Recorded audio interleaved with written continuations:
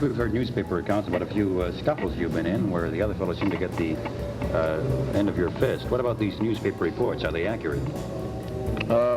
Yes, sir, I would imagine. What happened? Did you lose your temper? Well, just a case of get them or be got, you know. What started the incidents most of the time?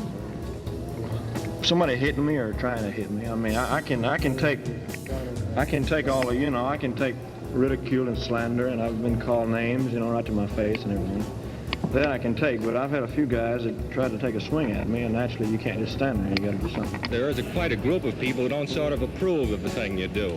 They seem to think that it contributes to juvenile delinquency and all sorts of things. Given any thoughts to the unpopular side of your audience? Yes, sir, I have. I've tried to figure it out. I don't see how they could think that it would contribute to juvenile delinquency. Someone that's only singing and dancing. I don't see that, because if there's anything I've tried to do, I've tried to live a straight, clean life and not set any kind of a bad example. I will say that there are people that are going to like you and people that don't like you, regardless of what business you're in or what you do. You cannot please everyone. It was outlawed just last week in a Northern California city. People have been saying that it's contributing to juvenile delinquency. I'm sure you don't agree with it. I do not agree, not only because I do it, but because it's untrue. Rock and roll is a music. And why should the music contribute to juvenile delinquency? If people are going to be juvenile delinquents, they're going to be delinquents if they hear Mother Goose rhymes. Rock and roll does not contribute to juvenile delinquency at all. As a rule, most of the adults are real nice. They're understanding. They're adults with a little intelligence. I mean, you know, that they don't run the people in the ground for having a nice time. These quotes here and there that you read about you, now that you say there's no truth to them. Mr. Stewart, I'll tell you like this. I was telling a reporter a little earlier today, there's people, regardless of who you are or what you do, there's going to be people that don't like you. There were people that didn't like Jesus Christ. They killed him, and Jesus Christ was a perfect man, you know. And there's going to be people that don't like you regardless of who you are or what you do, because if everybody thought the same way, they'd be driving the same car, they'd be marrying the same woman, and that wouldn't work out.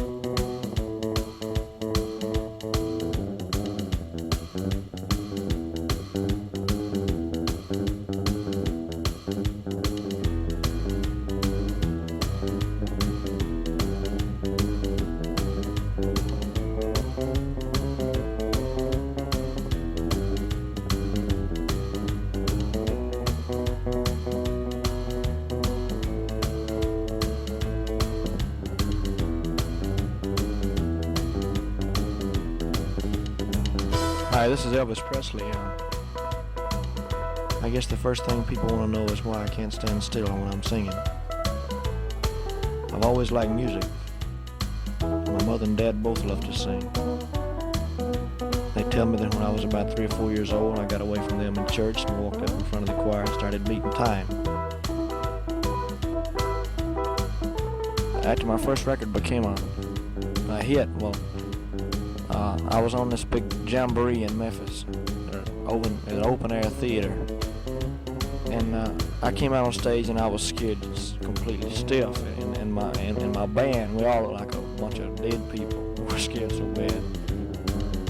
I guess 4,000 or 5,000 people in the audience, and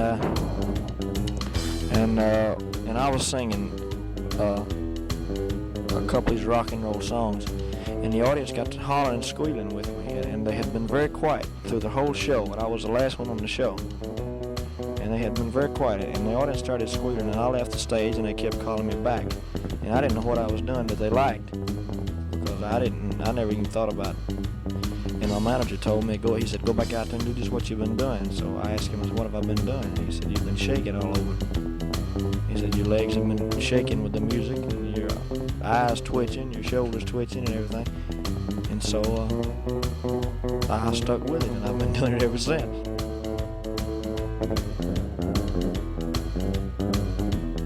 It's pretty hard work traveling the way I've been doing. I've been to a lot of places, but I haven't seen any of them really. Lots of times all I get to see of the city is a hotel room, my dressing room, and the stage. I get a lot of criticism for the actions I use on stage. But people can stay home and hear you sing. But when they pay their money to come out and see you on a personal appearance, those people want to see a show. They come out to see some action. And if I stood up in front of an audience and did nothing but sing, if I didn't put on a show, and if I didn't act like I enjoyed what I was doing, they wouldn't come out to see me the next time I went back.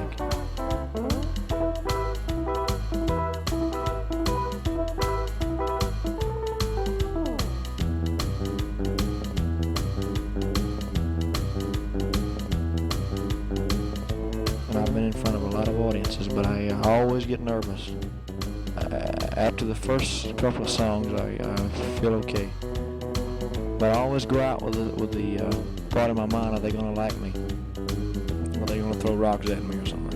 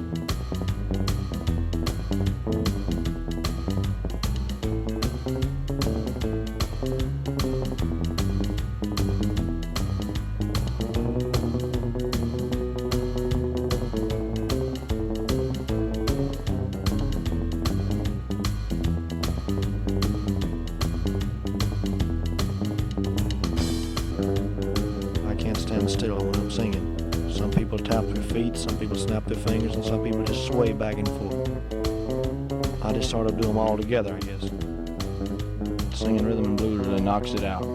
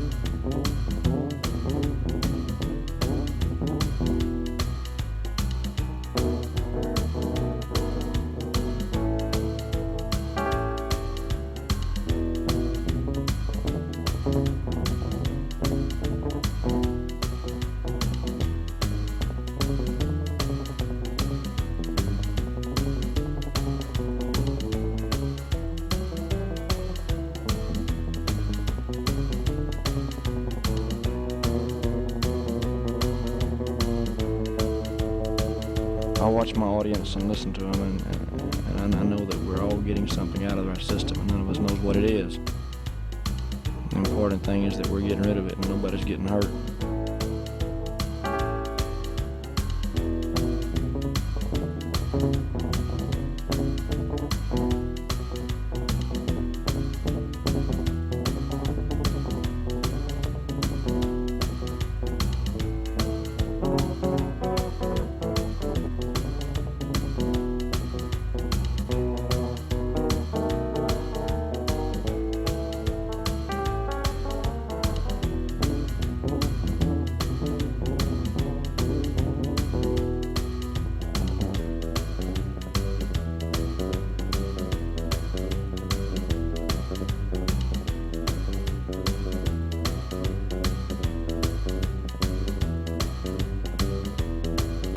I get such a thrill out of it till I wear myself completely out. And sometimes we have 3 or 4 shows a day, and it's the same thing as a fighter going into the ring 3 times in one night. And not many fighters will do it.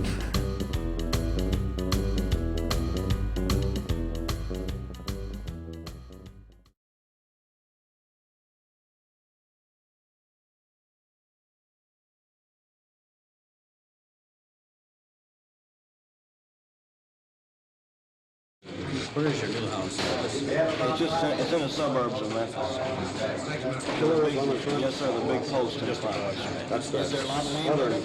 18 acres. 18 acres? Yes, sir. You got 8 cars and a 4-car garage. What are you doing? We're going to have to build another garage. Don't you seek out privacy all the time? Isn't that it? Yes, well, that is the main thing. I mean, you can't go places like other people. You can't go to ball games. You can't go to the local theater and things like that. Like back at home, whenever I want to see a movie, well, I have the theater manager show it to me after the theater closes up at night. We have a fairgrounds there, and I rent the fairgrounds after it closes up, and sometimes, use it. How was your success affected your mom and dad? Well, in a lot of different ways. They're just like they've always been. I mean, as far as being themselves, but it's a kind of a strain on them because, people never leave them alone. To be truthful about it. You moved into your new home in Graceland? Yes. You moved into your new home in Graceland.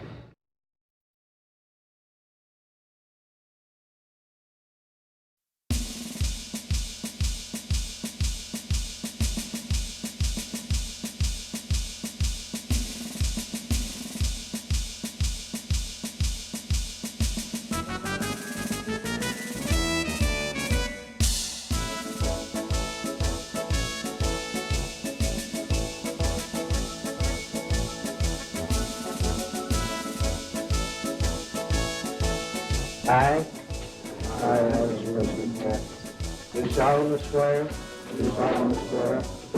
that I will bear true faith and allegiance, to the United States of America. Congratulations, you are now in the Army. You are all private.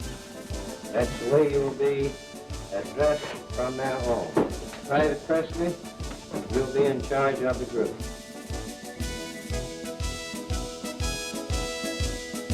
We had a little tough time with Elvis a little while ago because our film broke on us. And we want to say, again, thank you very much for your cooperation. And we hope you're going to enjoy your stay in the United States Army. You're very welcome. Thank you very much.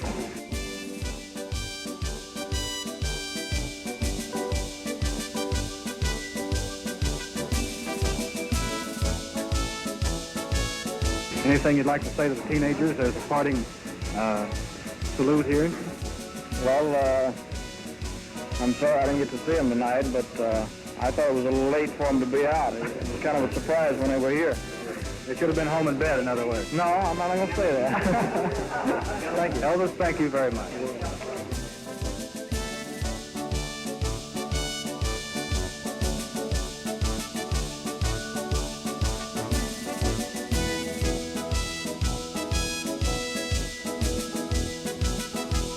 That wraps up our interview from the barracks here at Fort Chaffee as Private Presley, Elvis A., gets ready for sleep and a busy day tomorrow.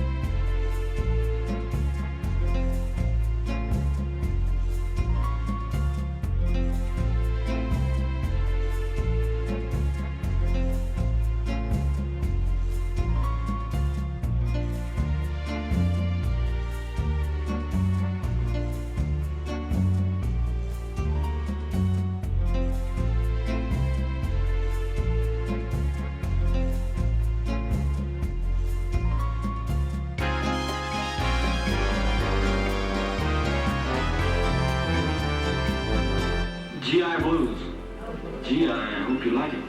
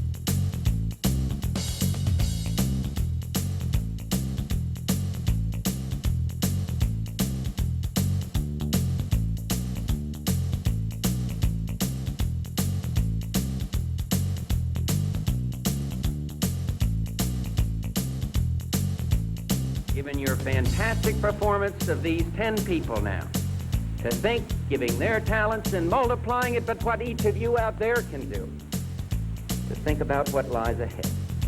Each of you's got to look at service to his country the same way that the little kid in Sunday school responded when he was asked the easy question, the slow ball by the teacher. You know, that final day in Sunday school when they show the kids off to the parents, you know?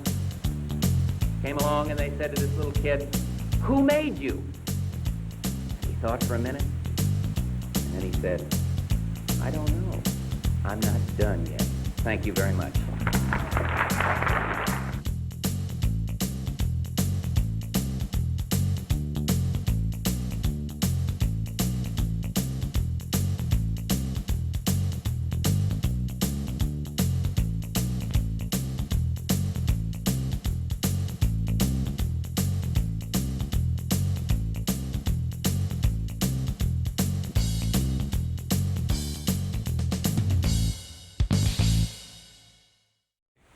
I would tonight like to propose to the USJCs and their friends and wives that the United States JCs at this time in this city commit itself as an organization to doing something for those people, black ones and white ones, for whom Dr. King worked, by establishing a United States JCs Memorial Fund for Dr. Martin Luther King, naming as trustees the 3 black elected city councilors in the city of Memphis to receive from black and white Memphians ideas, projects, proposals, and to select those deemed most in keeping with the aims and objectives. Cancer is a painful and ugly disease that strikes as harshly at human dignity as it does at life itself. It has no respect for wealth or power or age or race. It kills more children under the age of 15 than any other disease, and killed more Americans last year than died in all of World War II. 6 times as many as have died in Southeast Asia. 6 times as many as die in automobile accidents. These are the facts. We all agree that a solution to the cancer problem would be a desirable thing. The more important question, however, is whether it is attainable. As I stand before you, I believe I represent the men and women of the United States Armed Forces. I enthusiastically accept the challenge of working with all my strength and all my heart to further the values which are so beautifully expressed by the J.C. Creed. I pray that God will give me the courage to give of myself as the men and women who have given their lives in war to perpetuate the ideals we all hold sacred. May I never lose sight of the dream which sparkles in the eyes of our veterans who watch us so anxiously from the windows of our hospitals. Those men and women, young and old, black, red, yellow, white, rich and poor, have pointed the way. It's been said that 19 of the past 21 civilizations since the birth of Christ have fallen. They've fallen suddenly, not with the sound of cannon or the unfurling of a foreign flag, but when death came, it was gradual, almost imperceptible, and it came from within. Now, America is about to celebrate its 200th birthday, and there are many who ask, is this same fate in store for our mighty nation? And the answer to that is up to us Americans. I personally believe that with the help of God, our nation will survive, will grow, and will flourish. But for that to happen, it's going to take the hard work and dedication of many Americans. In accepting this award, I dedicate it to my God, who has shown me faith and life. I dedicate it to my country, a country which has provided me with opportunity. I dedicate it to my parents, parents who taught me understanding and courage. I dedicate it to my wife and children, who have shown me love and patience unmeasured. I dedicate it to my many associates who have given me loyalty and shared a dream. Finally, I dedicate it to yet another day, and that's time. Time for you and me to make our communities, our states, this nation and world free from war and full of love, absence of poverty and prevalent with plenty, free from disease and cures for all. You are here this evening to honor some young men for what they have done.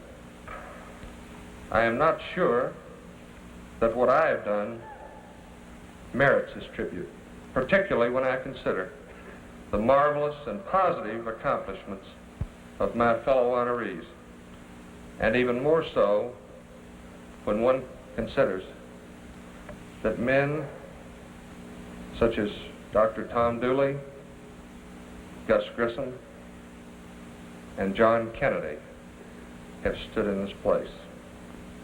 I know that I shall leave Memphis with the firm determination that my future goals shall be to work for broader and higher objectives for my community and country. For me, of course, there's a special satisfaction in recalling the story of a freshman congressman from California who stood before the same awards Congress 23 years ago here in Tennessee, Richard Nixon.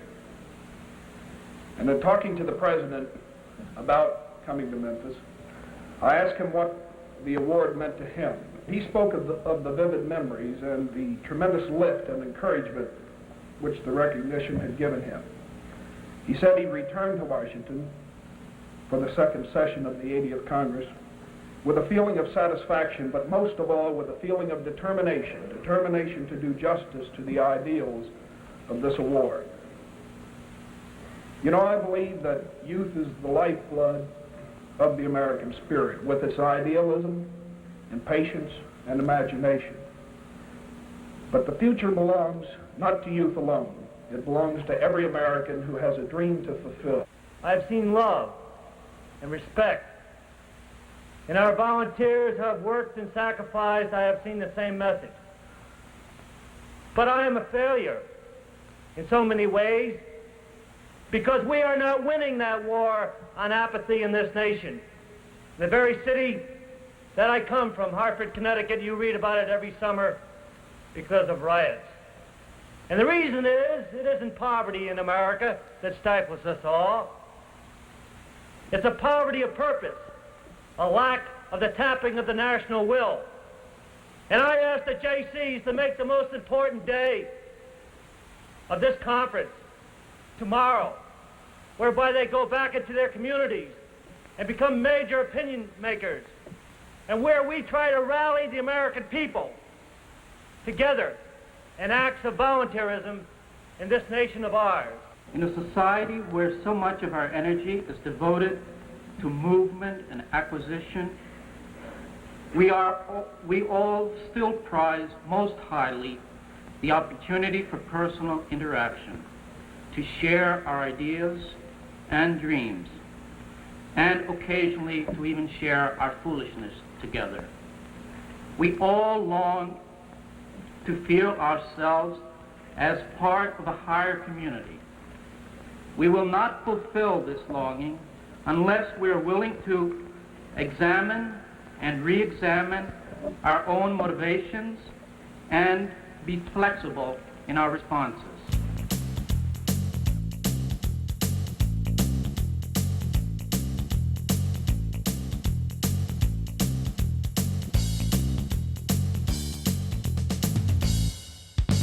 Elvis Aaron Presley, 35, musician, entertainer, Memphis, Tennessee. The success of Presley is a phenomenon of the entertainment world. He is one of the most well-known and prolific entertainers in the nation. 51 of his single records have won gold record awards for sales of more than 1 million records. Unlike other entertainers, he has intentionally concealed many acts of philanthropy which might have brought him considerable publicity. I read comic books and I was the hero of the comic book. I saw movies and I was the hero in the movie. So every dream that I ever dreamed has come true 100 times. And these gentlemen over here, you see these type of people who care, who are dedicated, you realize that it's not possible that they might be building the kingdom of heaven. It's not too far-fetched in reality. I'd like to say that I learned very early in life that without a song, the day would never end. Without a song, a man ain't got a friend. Without a song, the road would never bend. Without a song. So I'll keep singing a song. Good night. Thank you. USJC President Thomas brings the Congress to a most meaningful conclusion. As we come to this, the conclusion, the 33rd such event honoring America's 10 outstanding young men, I wonder what the next 30 years will hold in store for this observance. Will we continue to have men of the caliber we have seen here tonight? Indeed, what will be considered outstanding in the years to come? I can't predict the future, but I'm hoping there will be many future Taderos and Capecchis who will involve themselves in the war against disease. I hope we will never run out of men like Atkins and Cole, men dedicated to social justice. We need more men of integrity like Ron Ziegler and more entrepreneurs like Wendell Cherry. We will always need men like Booker and Human who are committed to our nation's success, and men like Getz and Presley who are products of that success. Speaking as an American, let me say that our country will always need men of excellence, for our nation's young men are the only hope in a changing world. Ladies and gentlemen, you have seen and witnessed that hope.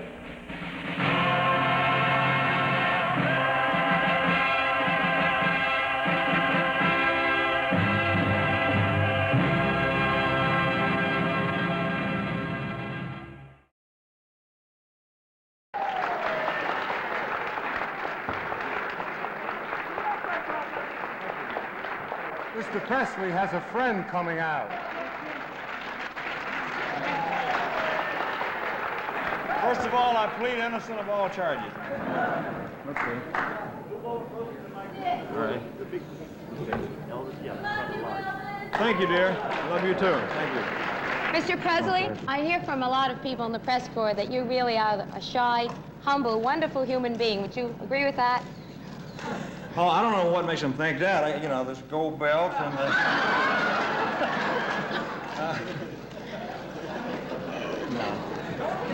Mr. Presley. No, that's it.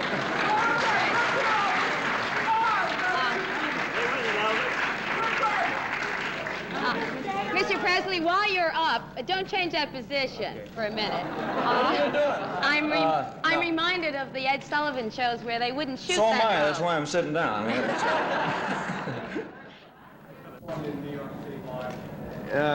you gentlemen get down in front a little bit?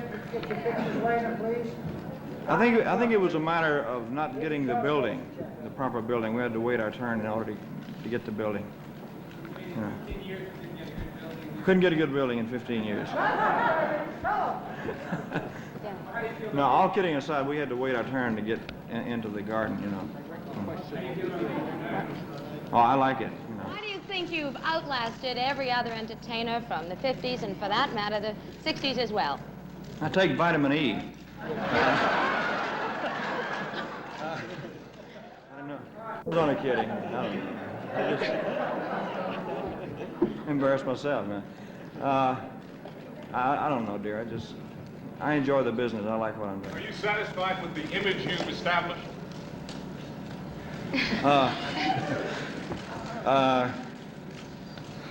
Well, the image is one thing, and a human being is another, you know. So. How close does it come? How close does the image come to the man? It's very hard to live up to an image. I'll put it that way. You used to be criticized so much for your long hair and your race. It seems so modest now. Man, I was tame compared to what they do now. Are you kidding? I didn't do anything. We just jiggle, you know.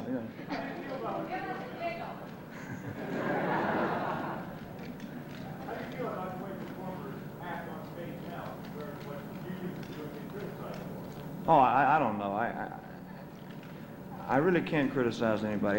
In the entertainment field, I think there's room for everybody, and I hate to criticize another performer. It's according to what you're talking about. I don't know. No, I don't know. I'd like to think so. I beg your pardon? Well, I found that in the audiences that we have, it's mixed. It's older people, younger people, and the very young, and all types of people, which is good. Hunt. No, I just made a movie of the last tour that I did. It's the first live concert that we ever filmed, so that's my next project that's coming out. Miss, can we...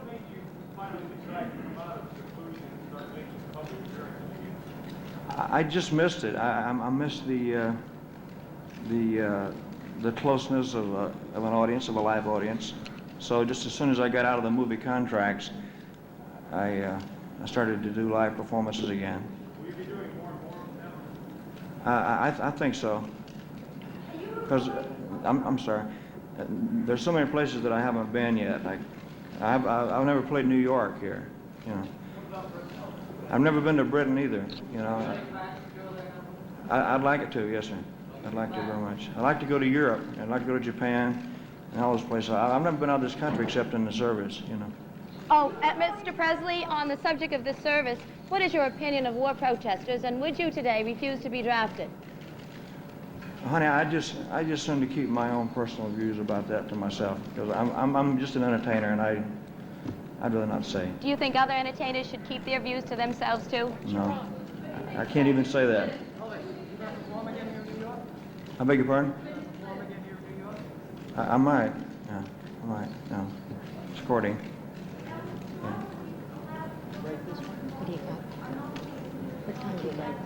What time do you got? One more question. You were allowed to what, dear?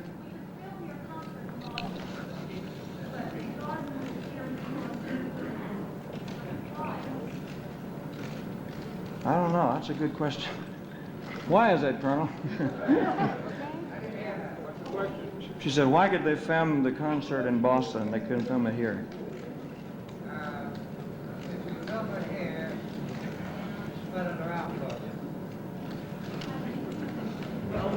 What?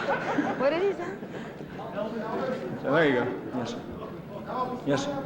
Elvis, when you said to wander into your biography, I just don't feel that it's time yet. Maybe I will someday, but not right now. Your return to New York heralds the return of big name entertainment. Who's talking? The camera? Oh, I'm sorry. I didn't see. What'd you say? Do you think that your return signals the start of the return of other big name entertainment? I don't know. I didn't know they ever stopped. Did no, they... I'm talking out of the table, the guy. You got away from the hard rock and roll that you did 15 years ago. Back on the audience. Okay. Why is it that you got away from doing the hard rock? You really don't do that hard rock anymore, like the hard rock. It's very difficult to find that type of song. It's hard to find good material nowadays, for everybody, for all of us, You're one of the forerunners of rock and roll. You don't record hard rock anymore. It's very difficult to find any good hard rock songs. Really. If I could find them, I would do them. I really can't sit them down. No, I can't. I can't do that. I just shouldn't save it for the show. Mr. Presley, what do you think of women's? What do you think of women's liberation? Well, watch it is right. On social comments like that, dear, I just tend not to make a comment. Some of you people that had all these pictures, would you Be nice to step aside and let these others take a few pictures. Please, step aside, please. Let's all back up. I'll give you all a chance, please. Come on up with your cameras. All here. Come on, let's You're getting the head. Come on, step aside. The belt is Come on, bring your cameras over here. the belt is an award from the. Fellas a chance. Come on through here. As soon as the colonel gets through talking, I'll tell you. The belt is an award. Can we talk to your father? Can we talk to your father? Will I talk to my father? Can we ask him a question? He handles all my personal affairs. Can we ask him a question? No. Can we ask your father a question? Oh, sure. The other Mr. Presley. At what point did you realize that your son was more than your son and now a very, very famous person? Well, it's kind of hard to say. You know, it happened so fast, it's hard to keep up with it, you know. It just boom, overnight, and there it was. So I'd say maybe probably 1956, the first television show. Do you have any regrets that I tried to tell him that big? sooner, but he wouldn't listen. No, I have no regrets of it. In fact, I have enjoyed it, really. Well, all kidding aside, it happened very fast to all of us, my mother and my father and all of us. That, you know, everything happened overnight, and so we had to adjust to a lot of things very quickly. A lot of good things. Presley Sr., after Elvis got famous, do you think he changed in any way at all? Or No, not really. I can't tell that he changed it. I sweat more. Yes.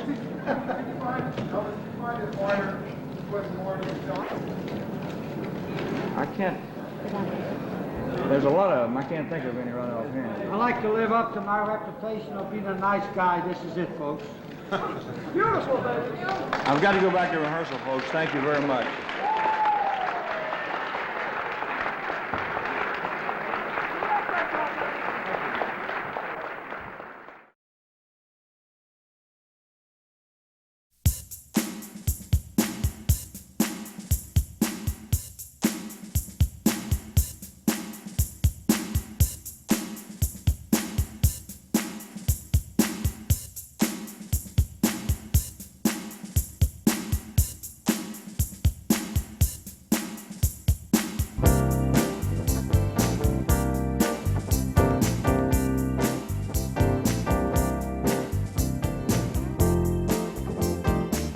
Like everybody comes from the same background, or is that's as much to you guys as it is to a kid in California growing up and surfing or Little League baseball? It's kind of like roots. We grew up with it, you know, from the time I can remember, like 2 years old. I grew up with this because my folks took me there. When I got old enough, I started to sing in church. That's how you got into singing? Well, it's one of the ways. One of the ways. Yeah. But I liked all type of music. You know, when I was in high school, I had records by Mario Lanza and the Metropolitan Opera. I love music. In Spanish, I like the Mexican flavored songs. The gospel is really what we grew up with, more than anything else.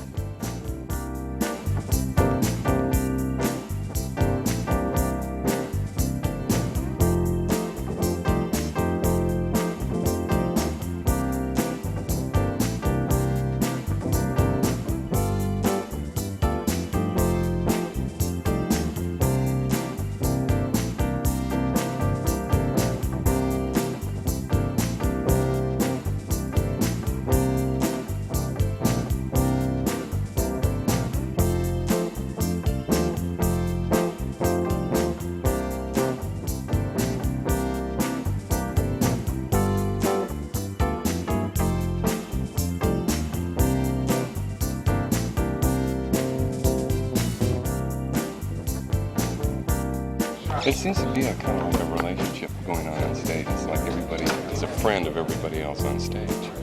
And that's something very rare, because we've seen a lot of groups perform, and you don't get that kind of feeling. Well, I think it's because we enjoy it, you know, and we constantly enjoy it, which means that we do 2 shows a night for 5 weeks, but we never let it get old. Every song is like we do it for the first time, and that's one of the secrets. Like it's not a planned thing. You don't do the same songs in the same sequence. Not necessarily. Yeah, we can change them around, but even if we do the same songs, it's not they're new, and the sound is, you know, the feeling is there every time. It's a different feeling each time, right? It's a good feeling. We never let it down, because there's a new audience out there. Plus, we enjoy what we're doing. Well, Elvis communicates with us, really. I mean, you really do from the stage. I've sung with all the people, but he has some way of keeping you interested and communicating between you and him. I'm not going to tell you how. You aren't going to tell us the secrets? Well, hell, look it up. Things that go on behind my back and things. No. But we'll keep it interesting somehow.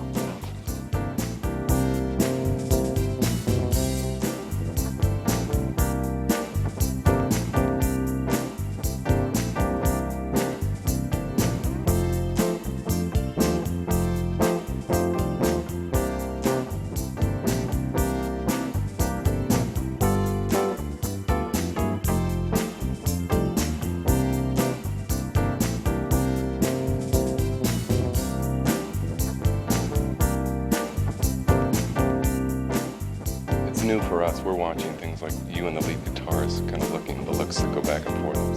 There's like really something going on, some sort of magic. We know already the game that goes on with Charlie Hodges and the kidding the back and forth, and that's part of it too. So there's a kind of thing going on there. There's something going on there. I notice when your eye goes over to JD when the chorus comes in, it's like a conversation that goes on each one. But there's surprises. It's like a feedback. Yeah. It's a back and forth, and you're turning each other on. Well, that's what I mean. It never ceases. It's that whole electricity, that's just kind of circulating back and forth. But that's fine, see? It's excitement.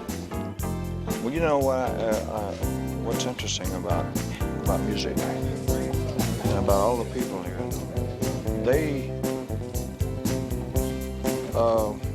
They find new sounds, and they do things differently themselves.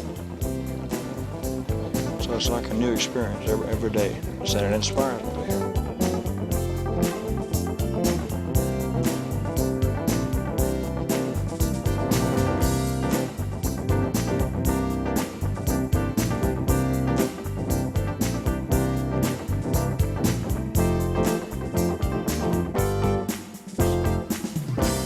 Gotta figure out how to get a piano in each room for these guys to sing after the show. I hope you find it.